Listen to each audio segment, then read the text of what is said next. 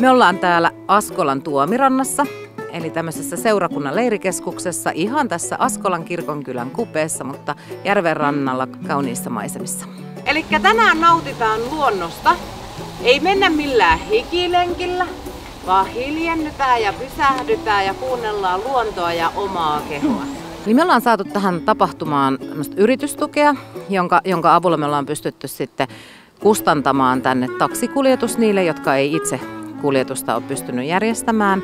Ja tämä on heille täysin maksuton tämä kuljetus tänne paikan päälle ja täältä pois.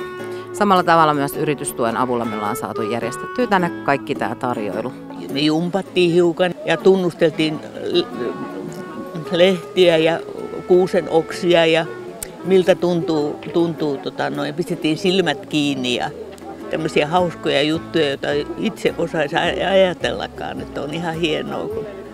No parasta tietysti on tämä luonto tässä ympärillä ja sitten nämä ihanat ihmiset tässä passaamassa meitä ja nähnyt paljon tuttuja ihmisiä, että todella hienoa, että on saanut olla osallisena. Oltiin täällä kävelyllä. Siellä oli oikein tuonne järven reunas käveltiin.